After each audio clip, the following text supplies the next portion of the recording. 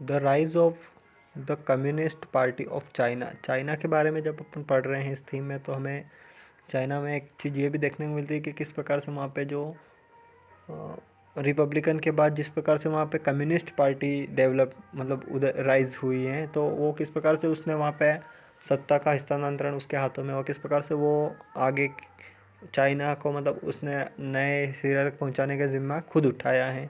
तो when the Japanese involved Chinese in 1937, मतलब जब 1937 के अंदर जो जापान चाइना के बीच में जो वॉर हो रहा था लगातार, तो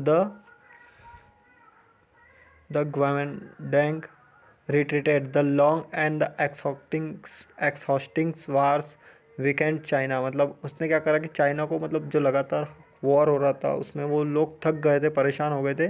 prizes rose 30% per month between 1945 to 1949, मतलब 1945 से लेकर 49 तक वहाँ पे जो प्राइस रेट बढ़ गए, मतलब वहाँ पे महंगाई बढ़ गई।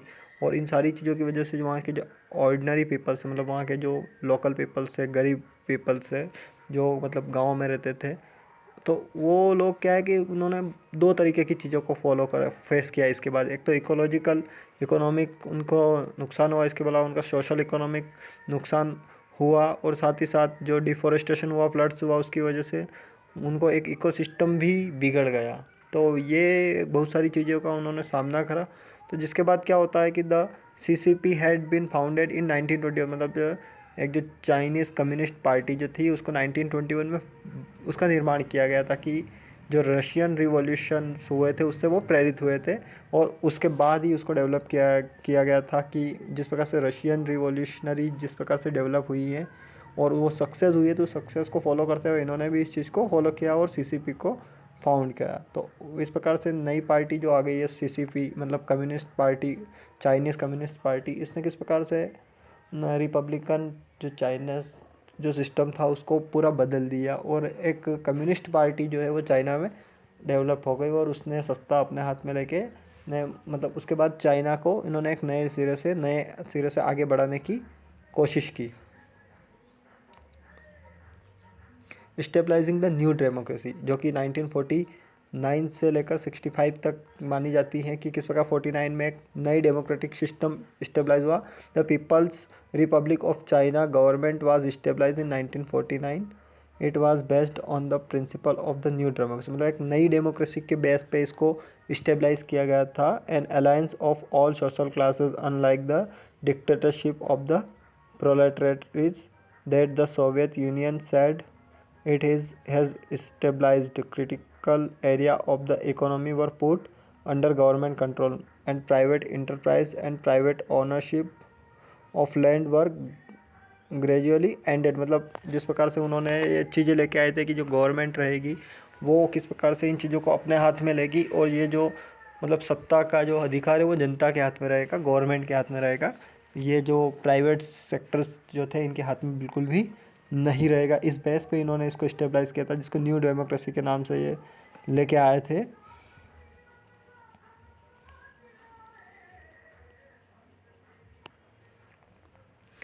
द स्टोरी ऑफ ताइवान, तो इसमें बताया गया है कि चैंग काई शेक, मतलब यह जो एक व्यक्ति था, defeated by the CCP fled in 1949। तो मतलब 1949 में जब चाइना में जो चाइनीज़ कम्युनिस्ट पार्टी के हाथों जब उसकी हार हुई, पराजय हुई, तो वो उसके बाद वहाँ से ताइवान की तरफ बढ़ चला अपने, मतलब जो लगभग US जो थे 300 मिलियंस US, उनके साथ गोल्ड रिजर्व करके वहाँ से निकल गया।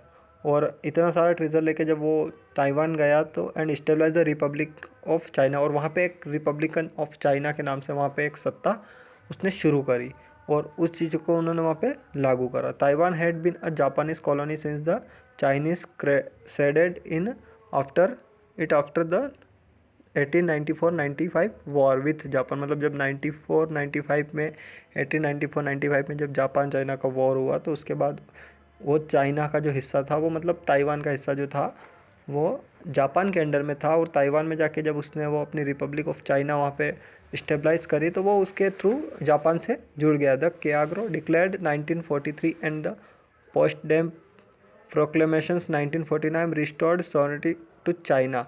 Massive demonstration in February 1947 had led to the GDM to brutally killed a whole generation of leading figures। मतलब जैसे वहाँ पे जो मतलब उन्होंने क्या करा कि एक बहुत ही बड़े स्तर पर 1947 फरवरी के अंदर उन्होंने क्या करा कि वहाँ के जो जितने भी लीडर्स थे उनको ख़त्म कर दिया गया जीएमडी के द्वारा। और उसके बाद उन्होंने क्या करा कि the GMD under Chiang Kai Shek went on the, मतलब जो चियांग काई शेक जो थे वो उसके अंडर में आगे बढ़े and stabilize a preserve government. और वहाँ पे उन्होंने अपनी एक नई सत्ता स्थापित कर दी। उस नई सत्ता का जो था एम ये था कि मतलब वहाँ पे जितनी भी उनकी जो फ्रीडम्स थी वो उन्होंने वहाँ से छीन ली। और उसके बाद वहाँ पे अपनी गवर्नमेंट स्थापित करके उसको मतलब एक प्रकार से डिक्टेटरशिप की तरह शुरू कर दिया। Even more dramatic has been in the transformation of Taiwan into a democracy. मतलब ताइवान की जो ये स्टोरी है ये बड़ी ही मतलब एक ड्रामेटिक है। किस प्रकार से है कि it began slowly after the death of Chiang in 1970, मतलब जब चियांग की 1975 में हत्या हुई and grew in momentum when martial law was lifted in 1987 and oppositions parties were legally permitted. मतलब वहाँ पे चुनाव कराए गए और the first free elections began in process. और वहाँ पे चुनाव हुए गए, ताइवानियों ने अपनी पावर का यूज़ किया और उस कंट्री के लिए मतलब उन्होंने जो अपने जो एम्स थे वो दिखाए। And full diplomatic relations and ambitious are not possible as Taiwan is considered to be a part of China. और उसके बाद चाइना को का पार्ट उसको ताइवान को कंसिडर किया गया। And the question of the reunifications with the mainland remains as a contentious issues but cross straits relations, मतलब ताइवान और चाइना के बीच में जो क्रॉस स्ट्रेट जो थे वो रिलेशन स्थापित कर दिए गए और उसको मतलब चाइना का एक हिस्सा बता दिया गया। तो ये इस प्रकार से मतलब उन्होंने ताइवान को मतलब किस प्रकार से पहले वो चाइना से अलग होकर जापान के पास गया, जापान से वापस एक डिक्टेटरशिप के थ्रू और एक क्रॉस स्ट्रेट रिलेशंस के थ्रू किस प्रकार से वापस चाइना से जुड़ा है। तो ये ताइवान की एक स्टोरी थी।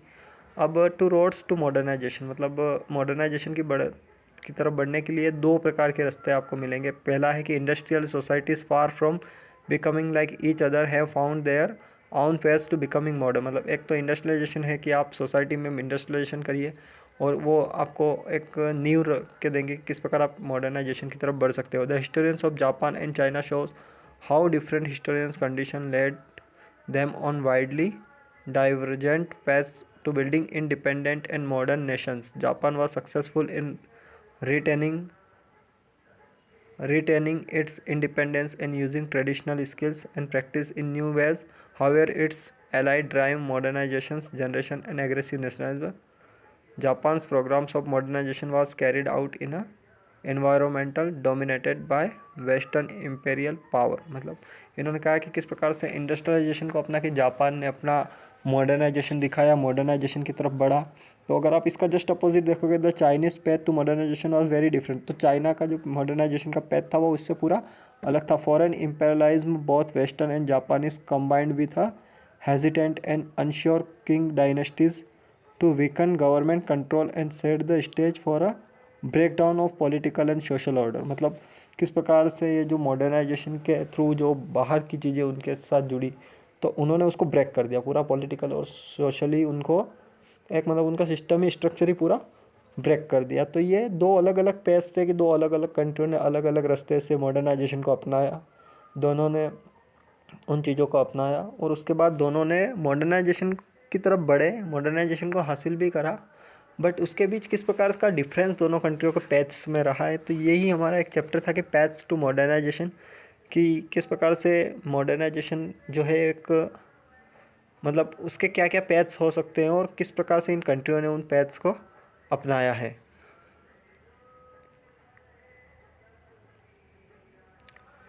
तो इस प्रकार से हमारा ये चैप्टर था paths to modernization. I hope कि आप लोग इसे अच्छे से समझ पाए होंगे। Thank you.